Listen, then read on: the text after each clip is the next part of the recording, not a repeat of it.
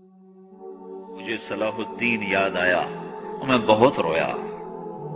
وہ بھی کسی ماں کا جنا ہی ہوا تھا۔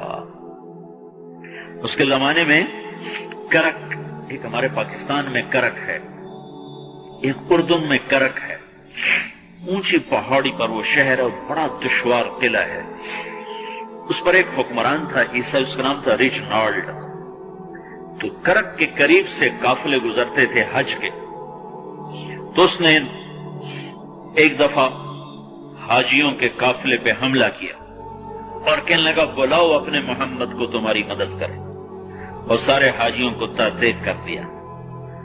اور دوسری دفعہ اس نے بحری بیڑا تیار کیا اور مدینے پر حملہ کرنے کے لیے وہ بندرگاہ تک پہنچا یمبو کی، لیکن موسمی حالات سازگار نہ تھے تو واپس ہو گیا۔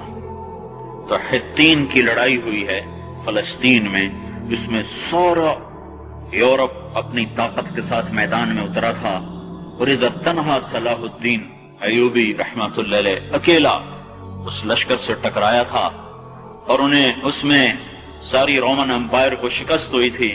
تو بڑے بڑے بادشاہ اس میں گرفتار ہوئے، تو اس میں ریجنالڈ بھی گرفتار ہو کے آیا۔ تو کوئی 12 بادشاہ تھے ریاستوں کے جو سامنے اس کے پیش کیے گئے، تو پیاس کی شدت سے سب کا برا حال تھا۔ تو صلاح الدین نے سب کو پانی پیش کیا، ریجنالڈ کو نہیں پیش کیا۔ تو یروشلم کا جو بادشاہ تھا ہمفرے، اس نے اپنا پانی بچا کے اس کو دیا۔ تو صلاح الدین نے کہا یہ پانی تو دے رہا ہے، میں نہیں دے رہا ہوں۔ اسلام میں یہ ہے جب کسی کو پانی پلا دو تو اس پہ تم ہاتھ نہیں اٹھا سکتے، یہ امن کی نشانی ہے۔ تو صلاح الدین نے فوراً اسے کہا یہ پانی تو نے دیا، میں نے نہیں دیا۔ تو پھر انہوں نے ریجنالڈ کو اسلام کی دعوت دی کہ تو مسلمان ہو جا، میں تجھے دعوت دیتا ہوں۔ اس نے انکار کر دیا، کہا میں نہیں ہوتا۔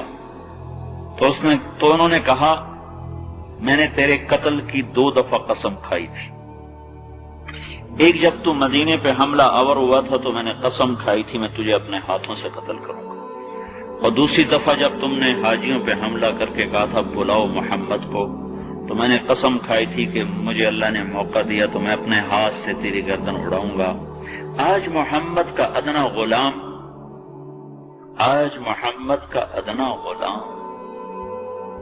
تیری اس بات پر یہ فریضہ ادا کرنے کے لیے آ رہا ہے، اور اپنی تلوار سے اس کی گردن اڑائی، وہ پیچھے لٹک گئی، پوری نہیں اڑی، پیچھے لٹک گئی، خوفناک منظر بن گیا۔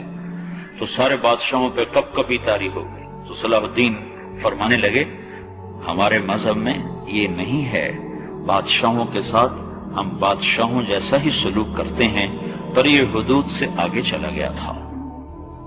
اب مجھے یہ قصہ بھولا ہوا تھا، مجھے انہی حادثوں میں، انہی ہنگاموں میں وہ یاد آیا، تو بعد تنہائیوں میں بیٹھ کے بے بسی کے آنسو بہ جاتے ہیں، اور اس کے سوا کوئی چارہ نہیں ہے۔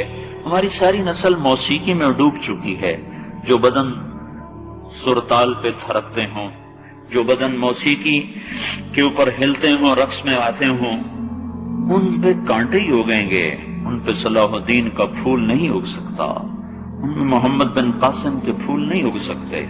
پانچ ہو گئی ہے ہماری نسل، اور یہ یورپ کا سحر جو چل گیا ہے، ہماری بے بسی ہے، ہماری بے بسی ہے۔